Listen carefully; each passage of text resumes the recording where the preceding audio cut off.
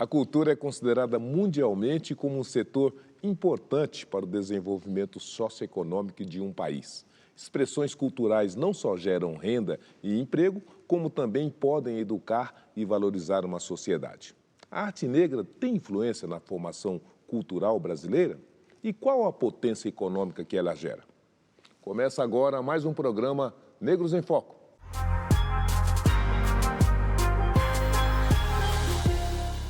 A cultura reflete quem são os povos de cada região e, acima de tudo, protege a história. Para discutirmos mais sobre o poder da arte e da valorização da cultura negra, eu estou recebendo nos estúdios a artista visual, educadora e curadora de articulações criativas, Charlene Bicalho. Seja muito bem-vinda, Charlene. Obrigada pelo convite, é um prazer estar aqui com vocês. Para mim também, não é? E o Jader Rosa, que é o superintendente do Itaú Cultural e especialista em cultura e economia criativa. Jader, seja muito bem-vindo, uma alegria.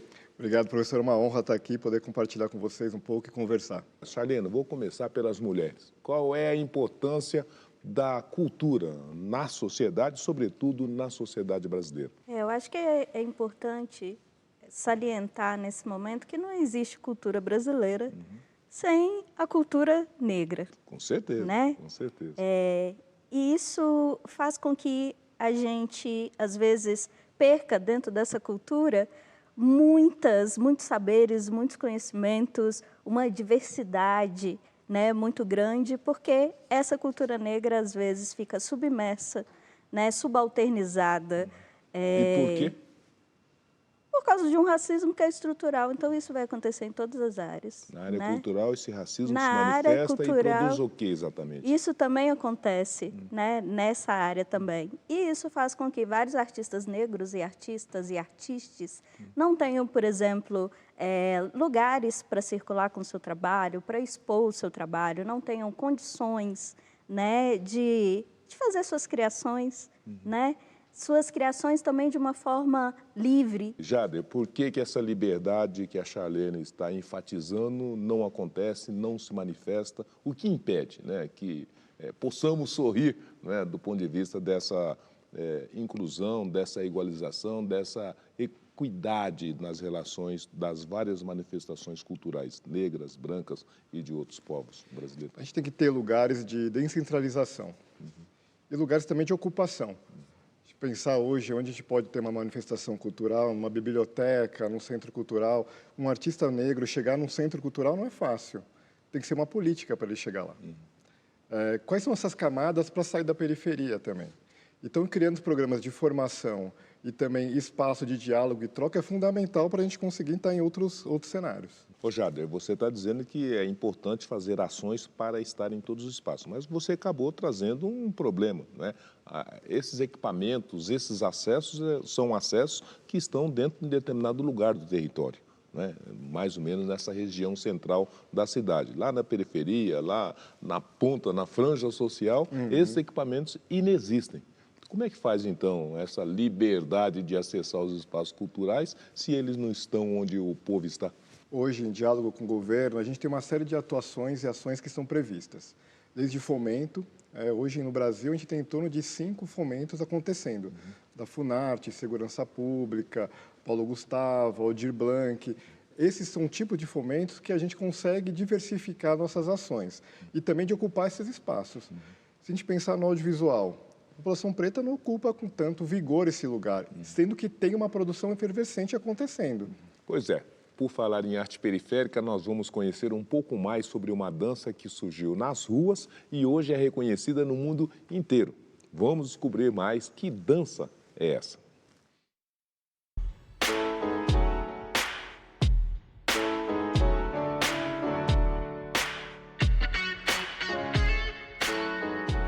O breaking é um dos elementos do hip hop. São 4 elementos: o b-boy, o DJ, o MC e o grafite. E o breaking é a representação da dança, a arte corporal e é um lifestyle, um estilo de vida mesmo.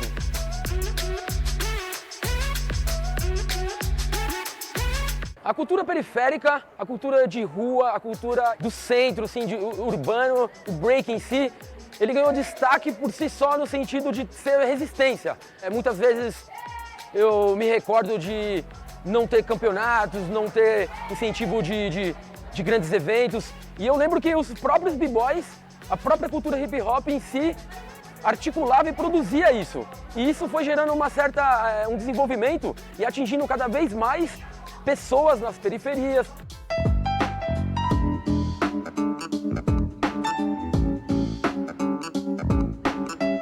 Hoje eu desenvolvo uma pesquisa em cima da dança breaking como uma forma de ensinar através de jogos e brincadeiras, né? Então eu gosto muito da dança breaking com esse olhar educativo, que é onde você transforma uma dança, uma brincadeira e você mistura e acaba ensinando uma movimentação de dança.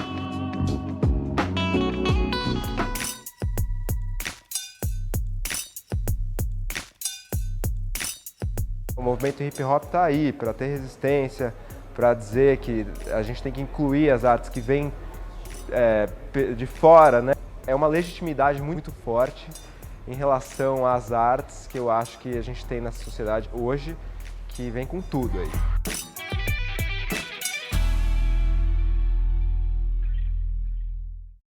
Charlene, a rua é rica e produz, né, um produto final dessa qualidade. E por que essa rua não é incluída para dentro desse universo, dessa produção cultural? Como é que a gente faz para trazer a rua para o asfalto, propriamente dizendo? Talvez eu não tenha respostas, talvez eu tenha mais provocações então, ainda, qual é a provocação? né? Eu acho interessante nesse VT que a gente acabou de ver, de como que, de forma independente também, essa galera se movimenta, esses grupos se movimentam, né? Linguagens estão se movimentando e não deixando de produzir, né?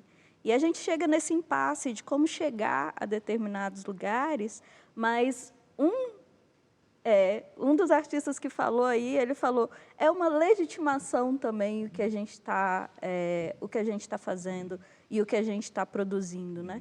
E aí, às vezes, quando essa arte é produzida e chega, vamos colocar assim, no asfalto, dentro dos equipamentos que são mais centrais, a gente se depara com uma dificuldade de ver o nosso trabalho dentro desses espaços, né? E aí as dificuldades, elas vão ser estruturais, né? Pensando que, muitas das vezes, dentro dessas estruturas, nós vamos ser recebidos por uma equipe que não vai entender os nossos fazeres, as nossas necessidades, os nossos desejos. Uma questão sistêmica. Tá? Vou dar um exemplo ali do Itaú Cultural. A gente tem uma série de ações de ter colaboradores, funcionários negros ali, na tomada de decisão, na construção coletiva, na proposição também dessa temática,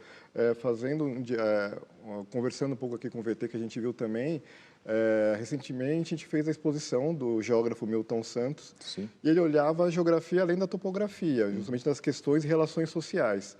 Junto com essa programação, a gente trouxe o breakdance, com mostra de territórios periféricos para dialogar com essa amostra. Então, veja, pensando na institucionalidade, na organização de como apresentar isso, foi dentro do Itaú Cultural, com um gestor negro gerindo esse projeto, com pessoas negras fazendo pesquisa de campo e também articulando o que era importante trazer para evidenciar o que ele trazia lá atrás. Agora nós vamos conversar com a atriz e produtora cultural Rita Teles sobre a atuação de coletivos e movimentos negros na emancipação da arte afro-brasileira e também para a valorização dos profissionais negros do setor. Seja bem-vinda, Rita. Muito obrigada pelo convite, é um prazer estar aqui com vocês também. Rita, os movimentos culturais têm conseguido resgatar a história apagada pelo racismo estrutural, na sua opinião? Nós estamos melhores, estamos conseguindo dar a volta por cima? Nós avançamos bons passos. A gente está tendo condições de recontar a nossa própria história, sobretudo através da cultura, isso é muito importante. Não posso deixar aqui de dizer que esse ano completamos 20 anos da Lei 10.639. Esse movimento ele é importante porque ele é fruto é uma conquista, né, desses movimentos que nos antecederam. Isso não reflete só na educação, isso reflete na nossa existência, na nossa forma de nos rever como pessoas nesse mundo, como nos empoderar, como nós recontarmos essa história mesmo. Agora, Rita, nós estamos debatendo aqui que, em alguma medida, essa legitimação está se dando, está sendo alcançada, mas tem a necessidade do profissional da cultura negra, né, primeiro acessar e ter os recursos para produzir essa arte, não é? Isso tem melhorado, isso está melhorando, o profissional negro já está podendo viver do resultado da sua arte? Eu acho que tem duas linhas de análise nesse sentido. A linha institucional e a linha das políticas públicas. Duas instituições, as públicas e as privadas. Então, o compromisso das instituições privadas, ele é salutar nesse sentido, né, em acolher esses fazeres, acolher não só também os artistas que estão em mainstream, mas os artistas periféricos e as políticas públicas, né? Eu costumo dizer, Zé Vicente, que a Lei Aldir Blanc é um marco na cultura desse país, mas um ponto de atenção é que o recurso da cultura hoje ele não é suficiente para todos os fazedores. Mas eu quero te perguntar uma coisa. Ó, nós estamos aqui com um representante do poder privado. O Itaú Cultural é um representante do poder privado. Aqui a Charlene é uma artista de qualidade que está aí no mercado. E aí você falou, tem o poder privado, tem o poder público com as suas políticas, mas eu digo, e o mercado? O artista negro produzindo o seu produto, a sua ação, só isso é suficiente para ele, no mercado, conseguir criar uma sustentabilidade econômica e financeira? Muitas pessoas têm vivido só de arte, sim, Zé Vicente. Muitas pessoas. Eu costumo dizer que para produções autônomas, os processos, os projetos costumam levar muito mais tempo para executar. Então, se eu tenho um fomento, ou se eu tenho uma previsão de estreia. Eu sou do teatro, vou colocar aqui o teatro como exemplo. Então, se eu tenho aí vendido para uma instituição uma estreia, ou se eu tenho uma política pública, eu consigo executar isso num tempo de 6 a 10 a 12 meses.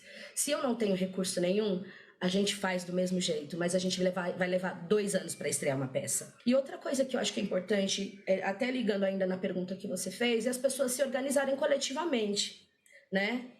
Em algumas linguagens isso já acontece, no teatro, na dança, na música não tanto, né? Mas é importante que as pessoas se organizem coletivamente, porque o mercado muitas vezes ele ainda não tem esse espaço para receber todos esses fazeres. E o racismo sistêmico ainda pauta muitos artistas, as artes negras, no mês de outubro a dezembro, vamos dizer assim, né? Ainda no mês da consciência negra. Então, ainda por conta do racismo estrutural, isso ainda não está diluído. A cultura negra ainda não está diluída nas programações. Rita, querida, obrigado pela sua gentileza, viu? Sucesso, não é? Em todas as suas realizações, criações. E quando puder, venha aqui conversar conosco, tá bom? Vai ser um prazer estar aí com vocês. Sucesso para vocês todos. Tudo bom, Jade? E aí? Ela falou que, né, tem o Itaú Cultural, tem o governo, mas tem o mercado e em todos esses ambientes tem aí problemas para serem superados. Como é que a gente cria essa sustentabilidade econômica para o artista negro a partir dessas dimensões? Nós somos uma instituição privada com espírito público. Então, a gente tem recorrência. Hoje, a gente, pensando em termos do PIB, tá? O PIB hoje da economia da cultura e indústrias criativas é 3,11%. Tá. Isso é maior que a indústria automobilística. Mas quando a gente olha os trabalhadores que compõem esse dado, a gente tem os trabalhadores formais e os informais. E olhando o trabalhador cultural, o artista, a informalidade é grande. Então, o que ela trouxe é um lugar sensível, um lugar com muito cuidado que a gente tem que olhar. E, para isso, tem que descentralizar, tem que ter programas de apoio. O Aldir Blanc foi um edital emergencial, ele tem que ter recorrência, foi aprovado o Aldir Blanc 2 agora. Então, assim, isso tem que ser perene. No próximo bloco, nós vamos saber como a arte negra influencia na cultura periférica e como as políticas públicas têm incentivado a cultura afro-brasileira. Não saia daí, porque o Negros em Foco volta já já.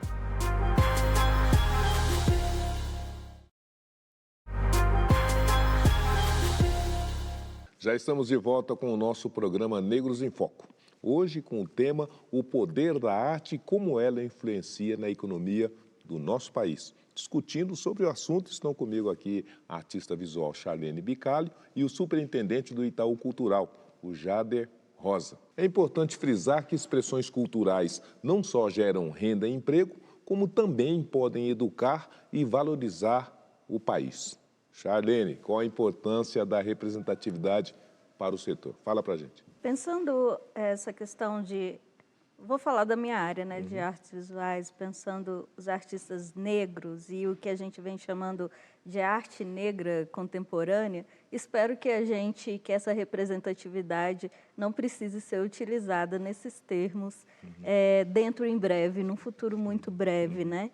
Porque eu acho que acho que é político, é uma decisão política, né? A gente está falando dessa representatividade e da importância desses artistas negros na contemporaneidade. Mas, quando a gente fala nesses termos, a gente aniquila uma multiplicidade e uma complexibilidade de saberes, de técnicas, de suportes, de interesses que esses artistas estão lidando, que eu espero que um dia a gente consiga falar de os artistas e que eu esteja aqui como mais uma artista, porque a gente não fala, por exemplo, de artistas brancos, né? Arte branca brasileira, por exemplo, que é, inclusive, uma linha de estudo do professor Kleber Maciel, né? Então, é importante politicamente, até o momento, a gente se posicionar dessa forma. Muitos artistas negros têm deixado sua marca e ajudado a formar jovens. É o caso da Rosana Paulina, a primeira mulher negra a expor individualmente na Pinacoteca de São Paulo. Vamos acompanhar.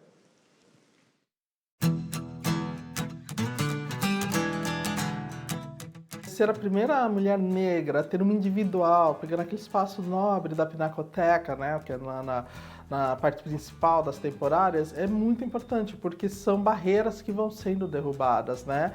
É a possibilidade de você mostrar esse universo da mulher negra. Então é um rompimento de barreiras. Eu acho que isso é extremamente importante, conquistar novos espaços e assim a gente amplia a discussão. Curiosamente, eu chego na Bienal de Veneza, que talvez seja o espaço mais difícil para um artista entrar, para um artista seria assim, é a Bienal mais importante do mundo. Eu cheguei primeiro em Veneza, na Bienal de Veneza, e só depois eu entrei na Bienal de São Paulo.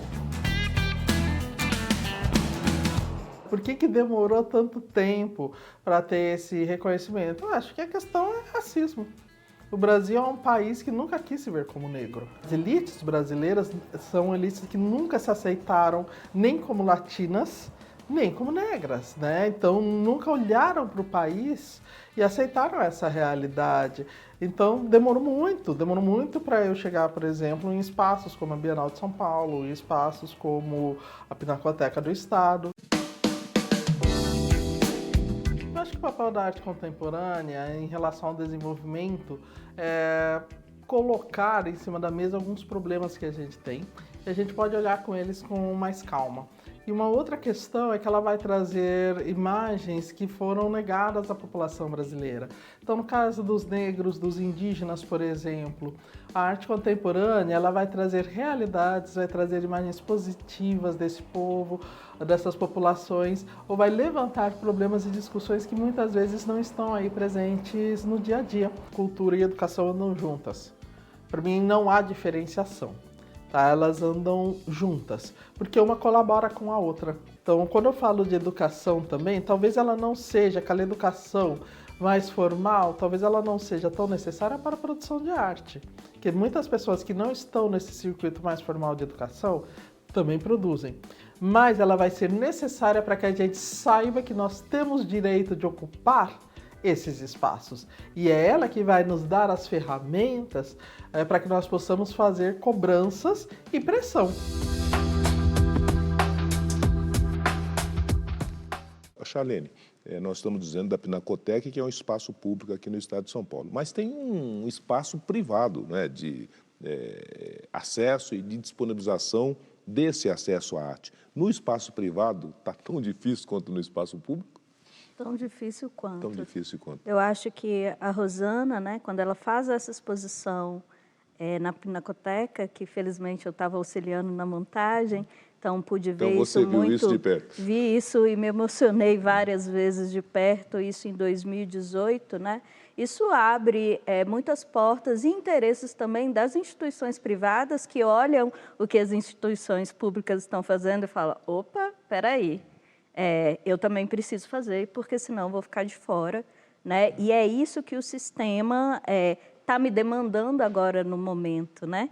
E também esse sistema, que não é só o sistema brasileiro, né? O sistema internacional já tem pesquisas, as universidades já têm departamentos específicos de pesquisa, né? Então, esse mercado internacional também está olhando para o Brasil. E as instituições brasileiras começam a ter que fazer esse dever de casa também. Ô, Jader, a Charlene falou, né, a Rita falou, todos falaram, e você também havia dito com muita precisão, que tem um espaço que é preponderante na construção, seja desses recursos humanos, seja do fortalecimento dessa democratização das estéticas na cultura, não é? Que é o ambiente da educação, que são as universidades. Na sua opinião, as universidades, esse ambiente da educação, já conseguiu compreender isso? Já conseguiu se abrir para ajudar a fazer essa mudança? Eu acho que ainda não. Isso é um processo, mas a gente tem que trabalhar com essa educação expandida, formal e informal. Então, como os polos e centros culturais, manifestações que acontecem no entorno complementam a educação. A escola é um centro cultural. Sim. E tem que ser ativado cada vez mais. A gente fez uma pesquisa, inclusive está em campo uma nova pesquisa em parceria com o Datafolha, 4ª edição, chama Hábitos Culturais. O equipamento cultural que é mais utilizado é a biblioteca. A biblioteca não é só um consumo e a leitura, é um espaço de troca, do slam, de convivência, de exposição de audiovisual. E a biblioteca está distribuída no território como um todo. Então, mas, por exemplo, a biblioteca aqui na São Paulo está distribuída, mas 80% dela está aqui nessa área central. Ela não chega na periferia. Como é que a gente resolve isso? Mas tem determinadas situações que a biblioteca é o único equipamento da cidade. Não tem um cinema, não tem um teatro. Então, vendo a dinâmica de cada lugar, então, em valorizando esses territórios, porque às vezes não faz muito sentido trazer o que está à margem para o centro, porque ele é reconhecido e tem que ser valorizado lá. O centro tem que ir para lá. Tem que ir para lá. Tem que beber naquela fonte. Então, mas para você se está reinventar. dizendo, por exemplo, que a escola pode ser um ponto cultural importante. Não ajudaria essa questão que nós estamos debatendo se esse ponto cultural, então, estivesse em cada escola lá na periferia? Exatamente, com pontos de leitura, com a possibilidade de ter a fruição dentro dos espaços criativos que são as escolas. Sim. Então, como isso pode complementar uma grade curricular, trazendo um movimento para ser mais criativo, explorar o pensamento crítico, explorar também tomadas de decisões que acontecem nesse ambiente que é o nosso, o ambiente das artes. Agora, Charlene, as cotas nas universidades ajudaram a trazer os negros, mas também trazer essa arte, trazer o debate sobre essa arte, mesmo a formação desses recursos humanos, a ação das universidades e as cotas pode ser canalizada para ajudar a superar essas dificuldades? Eu acho que o momento que a gente está vivendo agora é o resultado de quem ingressou nas universidades via cotas em cursos que não eram vistos como possibilidade de existência para nós, né? Então, viver de arte, né? Eu acho que isso começa, inclusive, via cotas, né? E agora a gente tem aí uma produção efervescente, múltipla, pulsante, né?